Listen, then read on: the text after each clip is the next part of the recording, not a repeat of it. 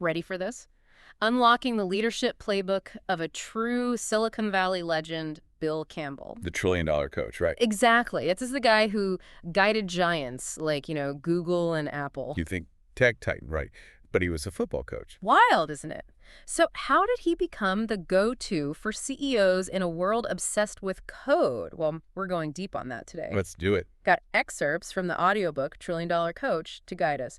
We're really trying to distill the essence of what made Campbell so effective. And surprisingly human, too. Right. It's not all algorithms and spreadsheets, thankfully. So our mission, actionable takeaways for you, your leadership journey, your life even. I love it.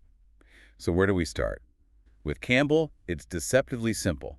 His core belief, it's the people. Not just a slogan, though. Not even close. This was everything. This drove every decision he made. The book has this amazing story. Picture this, right?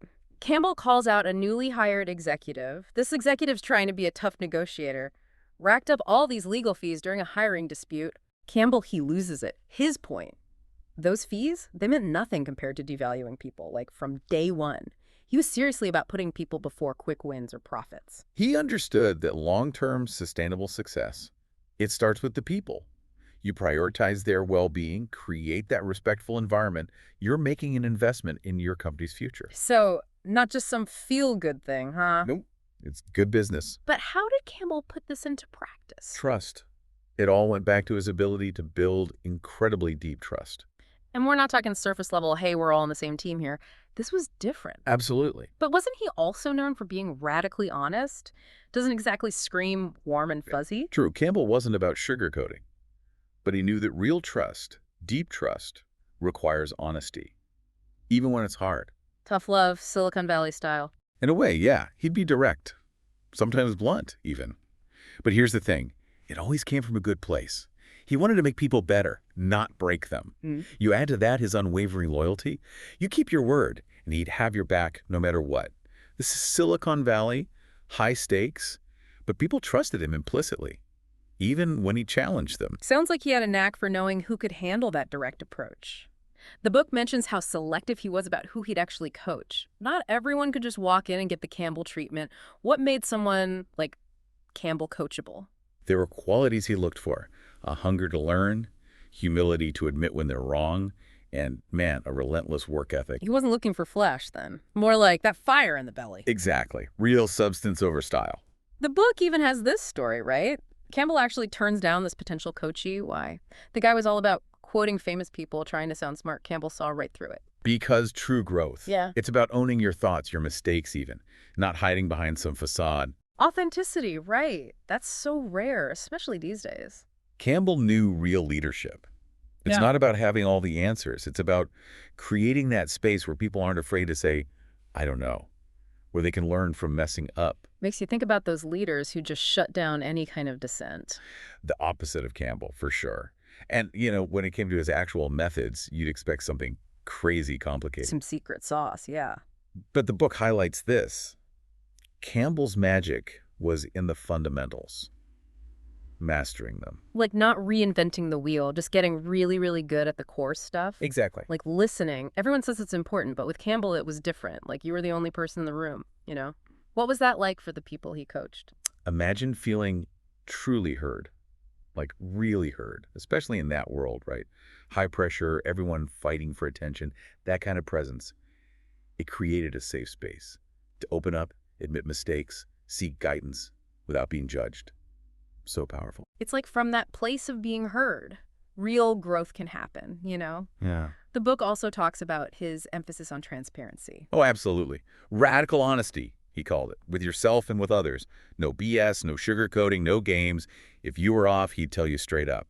And he expected the same honesty in return. Not about tearing people down, though. No, never. It was about creating a culture of accountability, mutual respect, where everyone felt safe to speak their mind. The book uses this phrase, evangelizing courage, which I love. How did that play out? Campbell had this uncanny ability to see potential in people, often even more than they saw in themselves. He challenged them, pushed them beyond their comfort zones, encouraged them to take risks. He instilled this belief that they were capable of so much more. So he wasn't just saying, be courageous. He was creating that environment where they could actually do it. safely. Exactly. He understood that real innovation, real growth, it often lies on the other side of fear, discomfort. Now, it wasn't just about the individual either. Campbell, he was a true believer in teams. Which, in tech, that makes sense, right? It's all about collaboration. It is. But the book makes this point. Even at the top executive level, you'd think teamwork would be a given.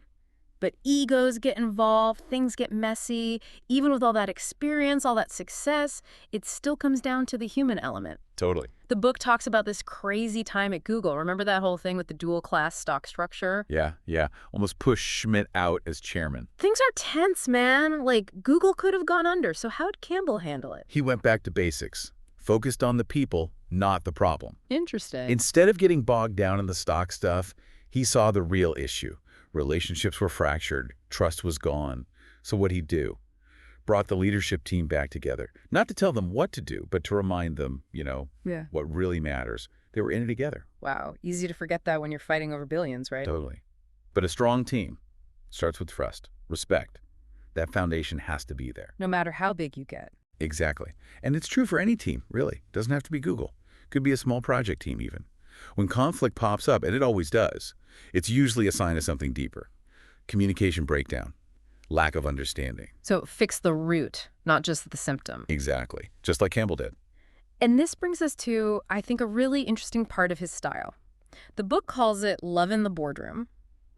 And no, not like romantic love, but this genuine care for the people he worked with, which you don't really associate with Silicon Valley, right? Right. It was different, unexpected almost. Yeah. But it worked. Because at the end of the day, business is about people, right? Connections. Campbell got that. He wasn't afraid to show he cared. Birthdays, kids' school plays, being there for people during tough times. Little things, but they meant something. Created a different kind of culture. Absolutely. Loyalty, connection, and guess what? Stronger teams, better environment. Makes you wonder, in a world that's all about the bottom line, the numbers, have we lost sight of that? The power of just like being human? It's a good question. Campbell's legacy, it reminds us. Leadership, it's not just about results. It's about people. Empowering them, building real connections, making sure everyone feels valued. He left a mark, that's for sure. Not just on the companies, but on the people he knew. Absolutely. Something to think about. What would Bill do? Always a good question, right? The best. Because it always comes back to people first. And that's our deep dive on Bill Campbell, the trillion-dollar coach. A good reminder that real leadership, it's about more than just business. Until next time, keep diving deep.